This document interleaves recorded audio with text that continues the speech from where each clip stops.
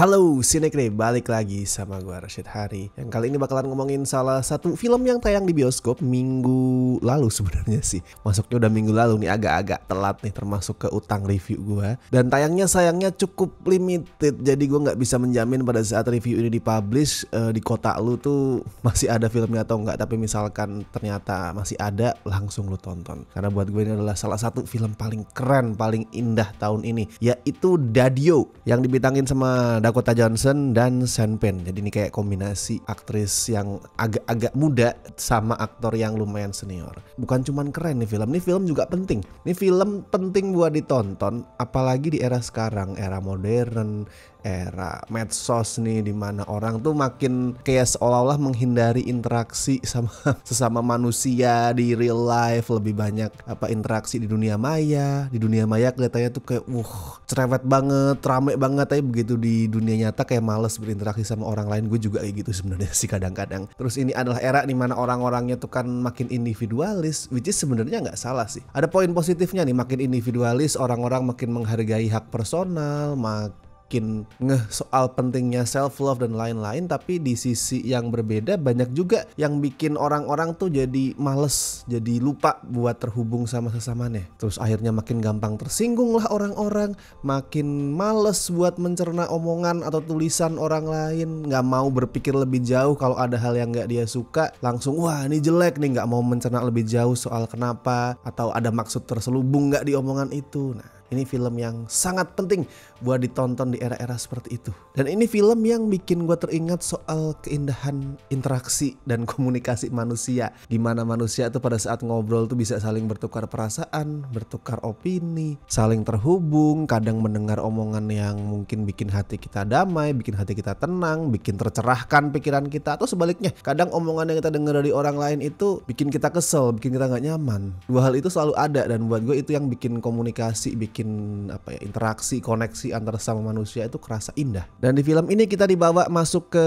kota New York di malam hari, pas udah sepi banget kotanya. Dan di tengah kesepian itu ada seorang perempuan yang kita nggak tahu namanya, tapi dia diperanin sama Dakota Johnson. Namanya tuh nggak dikasih tahu, dan di kredit cuman dikasih nama Girly. Dan si Girly ini lagi naik taksi dari Bandara JFK dengan tujuan apartemen dia yang ada di Manhattan. Dan di sepanjang perjalanan dia tuh sesekali ngebaca chat dari seorang cowok yang kayaknya tuh adalah pacarnya. Mungkin nanti akan di-reveal, tapi di awal tuh kita masih nebak-nebak nih siapa. Nah, di setiap chat itu tuh nuansanya tuh rada mesum, dan itu bikin si Girly ini gak nyaman. Tapi sebaliknya, dia malah menemukan kenyamanan pada saat berinteraksi langsung sama seorang pria parubaya yang jadi sopir taksinya, yaitu Clark namanya, yang diperanin sama Sean Penn. Clark nih gue lihat kayak itu dinosaurus, kayak spesies yang udah hampir punah gitu loh. Dia tuh pria parubaya yang benci sama aplikasi modern, dia benci sama kartu kredit, nah dia benci sama hal modern kayak gitu. Sebaliknya si Girly, si Dakota Johnson ini dengan usia dia yang masih lumayan muda, terus profesi dia yang ternyata adalah programmer, itu kayak perwujudan dari masa sekarang. Jadi dalam taksi itu ada pertemuan antara dinosaurus, spesies yang udah mau punah, sama spesies yang akan menyusun masa depan dunia gitu intinya. Dan itu yang dipakai sama skripnya, yang kebetulan juga dibikin sama si sutradara Christy Hall. Dia tuh langsung membenturkan dua manusia yang sangat bertolak belakang itu, nyuruh mereka ngobrol, yang akhirnya itu dipakai untuk ya istilahnya menelanjangi lah ya, menelanjangi ruang personal masing-masing. Terus nge-reveal kalau ternyata mereka berdua ya tidak seperti yang kelihatan di permukaan. Si Girly yang kelihatan kayak wah ini pasti perempuan mandiri nih, perempuan independen, ternyata nggak sekuat itu. Dia berusaha munculin kesan kalau dia itu kuat, tapi ternyata dia lebih rapuh daripada yang kelihatannya. Si Clark juga sama, dia kelihatannya wah ini dinosaurus nih pasti itu ya orangnya dingin nih, mukanya serem, tapi ternyata dia tidak sedingin itu dan gak segalak itu, dan ternyata lebih care daripada yang kita tahu. Dan nantinya mereka bakal ngomongin banyak topik, dari cinta, terus seks juga, terus gender, soal trauma masa lalu dan lain-lain. Dan ini mereka punya waktu untuk ngobrol karena di tengah jalan ada kecelakaan. Jadi ada kecelakaan, terus kemudian tuh jalannya ditutup. Nah makanya mereka punya banyak waktu buat ngobrol. Gue lihat sih ini kayaknya real time ya. Jadi durasi filmnya tuh sekitar 90 menitan. So kemungkinan ini real time. Gue gak tahu jarak tempuh dari Bandara JFK ke apartemennya di Manhattan tuh berapa lama, tapi karena ada macet nih gue rasa ini emang real time. Jadi apa yang terjadi di film ya durasinya tuh sama kayak apa yang terjadi di dunia nyata. di dunia kita. Gue suka banget sih film-film kayak gini. Mungkin lo yang ngikutin gue di medsos atau di blog tuh tau lah, salah satu film favorit gue sepanjang masa adalah Before Sunrise, atau lebih tepatnya Before Trilogy ya. Karya-karya Linklater gue suka banget. Karena itu tadi film-filmnya Linklater secara khusus tuh sering banget ngulik komunikasi manusia, koneksi lewat obrolan. Jadi misalkan lu sama kayak gue nih, orang yang suka film-filmnya Richard Linklater, terutama Before Trilogy, lu akan suka Dedio. Satu hal yang berusaha diingetin sama film ini ke penontonnya adalah dinamika manusia itu nggak bisa disederhanakan kayak komputer. Karena si Dakota Johnson karakternya kan seorang programmer ya, dan dia cerita kalau ya pekerjaan gue adalah programming yang itu penuh dengan angka 0 dan 1. Kalau 0 tuh salah, kalau 1 tuh bener, kurang lebih kayak gitu. Gue lupa apakah sebaliknya, apakah 1 tuh yang salah apa 0 yang bener, tapi intinya gitu. Sebagai programmer dia cuman berurusan sama angka 0 dan 1 yang itu bisa untuk membedakan benar salah. Nah, interaksi manusia nggak kayak gitu. Dinamika kita ngobrol langsung sama orang lain tuh nggak bisa dilihat kayak angka di komputer, cuman benar dan salah, itu nggak. Interaksi manusia tuh lebih kompleks men, lebih rumit, lebih punya makna-makna terselubung, nggak bisa dilihat sebagai hitam putih, bener salah 01, itu nggak. Makanya ngobrol di dunia nyata itu perlu, karena dengan ngobrol langsung lu bisa menghilangkan kesalahpahaman yang bisa terjadi daripada misal lu ngobrol lewat chat atau ngobrol lewat medsos harus pakai emot kan biar nggak kerasa mungkin kelihatan marah atau kelihatan bete. Tapi di real life lu bisa langsung ngerasain emosi lawan bicara lu gimana, lu nggak merasakan salah paham, dan misalkan ada kalimat atau omongan yang lu nggak suka, lu bisa langsung menggali maksudnya apa nih. Nah, terus terjadi obrolan yang lebih dalam. Walaupun ngobrol tuh ya kayak tadi udah gue bilang, itu mungkin bisa munculin perasaan nggak nyaman kayak yang terjadi di si Girly ini pada saat dia, gue nggak akan reveal lah detail obrolannya, tapi dia tuh mulai cerita soal hubungan romansa dia, percintaan dia gimana, dan si Clark ini ngerespon dengan pola pikir yang agak-agak tidak nyaman untuk didengar coy. Pola pikir dia itu kan cenderung misoginis ya. Dia menyampaikan kalau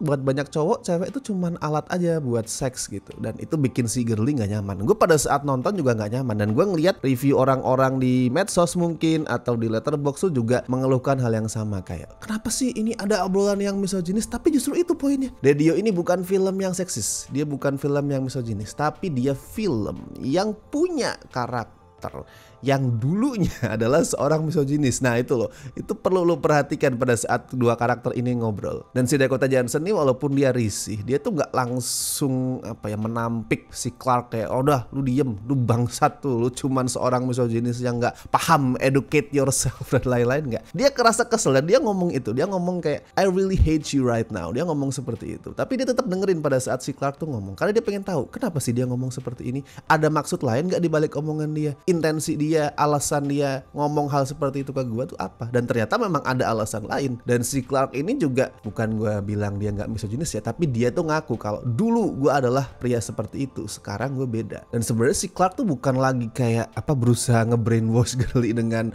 perspektif dia yang seksis, yang misoginis, dan dia bukan lagi pamer kalau wah nih gue cowok nih sebenarnya sukanya ngewe loh.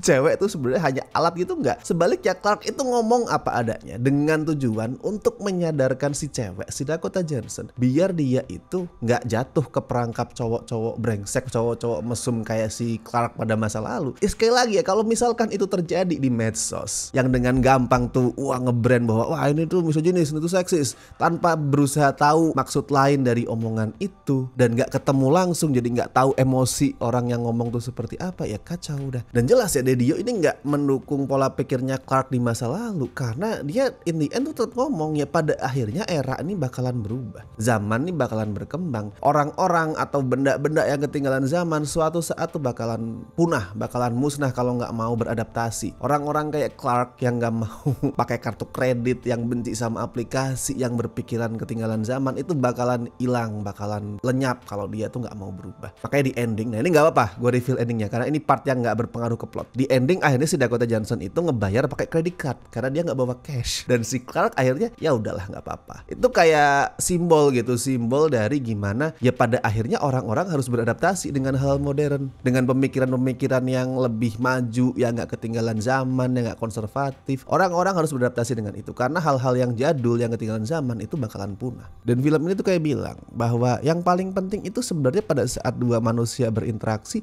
bukan gimana mereka itu punya opini yang sama, bukan gimana mereka itu pendapatnya selalu nyambung, enggak. Pendapat beberapa tuh opini bakalan sering gak nyambung. Lu bakalan bertentangan dengan orang lain, itu pasti pada saat ngobrol. Tapi yang paling penting adalah gimana lu memanusiakan lawan bicara lu. Dan itu yang dilakuin sama dua karakternya, Girly sama Clark. Itu saling memanusiakan satu sama lain. Clark gak kemudian ngomong, wah lu cuman anak muda yang gak tahu apa-apa. Sedangkan si Girly gak dengan gampangnya, lu supir taksi tahu apaan sih. Mereka saling memanusiakan satu sama lain. Itu yang paling penting. Dan kalau lu mau merhatiin ya, lu mau belajar how to berinteraksi dengan orang lain, lu bisa memperhatikan acting dua pemainnya di sini. Sean Penn sama Dakota Johnson bagus banget. Mereka bagus banget dalam menampilkan emosi yang gak harus meledak-ledak, dan dari setiap cara mereka bicara, ekspresi, gestur, lu bisa belajar gimana sih berinteraksi dengan orang lain yang bagus tuh. Kenapa lu bisa belajar? Karena mereka berdua itu sekali lagi saling memanusiakan dan saling memperhatikan omongan satu sama lain. Memperhatikannya nggak harus dengan ngerespon lewat verbal ya. Oh gitu, nggak harus kayak gitu.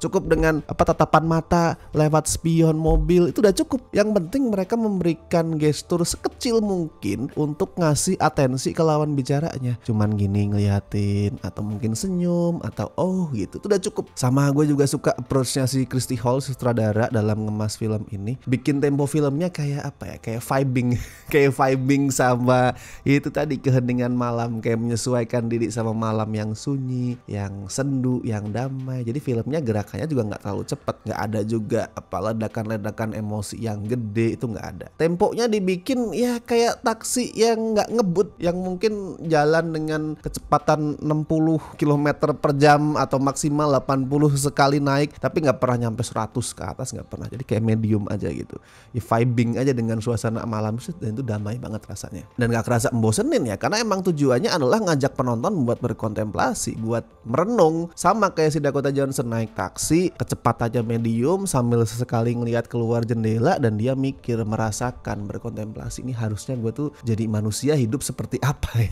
kayak gitu. Kalau skor untuk Dadio, wah gila, gue suka banget sama film ini, jadi gue kasih 9 dari 10. Langsung sikat di bioskop. Emang sih ini nanti bakalan tayang di Klik Film, nggak tahu mungkin bulan depan gitu, karena ini yang ngedatengin adalah Klik Film ya. Dan sekarang Klik Film gue lihat streamingannya udah mendingan dan lebih bagus. Tapi sekali lagi, misalkan di bioskop kota lu masih ada, langsung tonton, karena atmosfernya tuh kerasa banget, enak banget. Atmosfer malam hari ngobrol tuh kerasa pada saat lu nonton di bioskop. Dan buat yang udah nonton, bisa lu bagiin review lu di kolom komentar, silahkan. Apakah lu setuju ini salah satu film terbaik tahun ini, atau lu mungkin ngerasa bosen karena apa sih ini cuman ngobrol di taksi, nggak paham, gue nggak suka gitu. Silahkan tuliskan opini kalian semua. Dan seperti biasa, gue ingetin jangan lupa like video ini, subscribe Cinecrip, dan buat teman-teman yang pengen ngebantu kami dengan kasih donasi seikhlasnya, as always ada berbagai cara, ada super thanks, Saveria, ada juga lu bisa join membership sesuai dengan tier yang lu suka. Dan thank you so much buat teman-teman yang masih join, terutama di tier Bestie dan La Familia, yang mendapatkan benefit ditampilkan nama-namanya seperti ini. Thank you so much buat kalian semua, thank you. Dan tier sobat juga thank you, kalian semua berjasa buat Cinecrip. Oke, kalau gitu gue Rashid Haris, sampai ketemu di review-review berikutnya.